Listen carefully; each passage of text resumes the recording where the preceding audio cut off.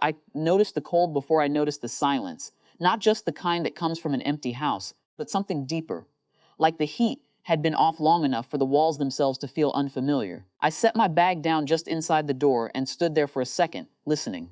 Nothing. Then I saw the note on the table. "We're in Cancun. You handle Grandma." No explanation, no timing, just that. It didn't feel like a mistake. It felt arranged. I didn't call them. Not yet.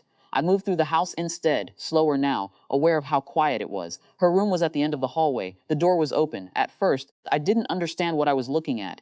Just shapes that didn't line up. Blanket half off the bed, a chair slightly tipped, something on the floor. Then it settled. She was there. Curled slightly, one arm awkward beneath her, the other stretched out like she had tried to reach something and stopped halfway. The room was colder than the rest of the house. The heater sat against the wall, unplugged. Her phone wasn't on the table. I said her name once, then again, louder this time, as I crossed the room and knelt beside her. Her skin was cold, but not unresponsive. Her eyes opened slowly, unfocused at first, then finding me in pieces. "I'm here," I said, though I wasn't sure if she could hear me yet. My hands moved before my thoughts did. Blanket pulled tighter. Heater checked, plugged back in. I reached for my phone with the other hand. "Stay with me," I said, already dialing. The operator's voice came through steady, practiced. I answered automatically. Address, condition, how long unknown. Then her hand moved, weak but deliberate. She caught my wrist mid-sentence. "Don't tell them yet," she whispered. It took a second to understand she meant more than just the call. Her grip tightened slightly, not strong, but intentional. I hesitated. The operator asked me something I didn't catch.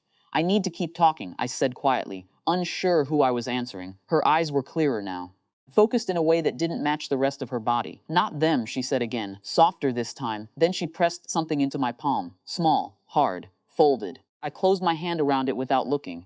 "I'm here," I repeated, but now it felt like I was saying it to both of us. The paramedics arrived quickly. Their presence changed the room immediately. Movement, questions, the kind of efficiency that doesn't leave space for interpretation. They checked her vitals, asked about medications, about how long she'd been like this. "I just got here," I said. It sounded insufficient. They didn't respond to that, just noted it like everything else.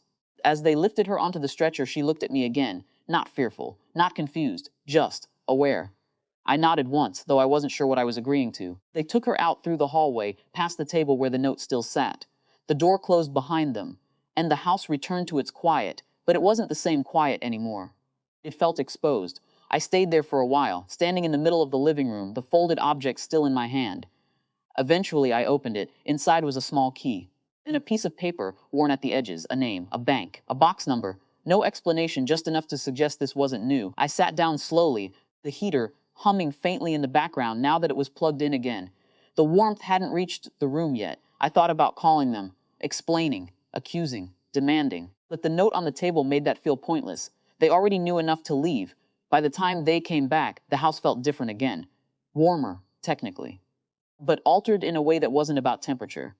They walked in talking about the trip, the weather, something trivial that filled the space too easily. "Hey," my mother said when she saw me. "You made it." I nodded. No one asked about her immediately, not until my father noticed the heater still running in her room. "Where is she?" he asked. "At the hospital," I said. The room shifted then. Not dramatically, just enough. "What happened?" my sister asked, her tone more curious than concerned. I looked at them, trying to find something in their expressions that matched the last 24 hours. I didn't. "She was on the floor," I said. "Cold. The heater was unplugged." No one responded right away. I called 911. My father exhaled like this had complicated something. "You could have called us first," he said. It wasn't anger. It was correction. I felt the key still in my pocket. "They asked questions," I said instead. That got their attention. "What kind of questions?" my mother asked. "Standard," I said. "Time, condition, environment." I let that sit for a moment. They documented everything. No one spoke after that, not immediately. I didn't mention the key, or the paper, not yet. Because whatever that meant, it wasn't just about what had happened. It was about how long it had been allowed to happen. "I'm going back to the hospital," I said finally. No one stopped me. As I stepped outside, the air felt warmer than the house had been when I arrived. I didn't feel resolved, but I understood something I hadn't before. Loyalty wasn't simple, and neither was silence. The key pressed lightly against my leg as I walked. Not heavy, just present, like a decision that hadn't been made yet.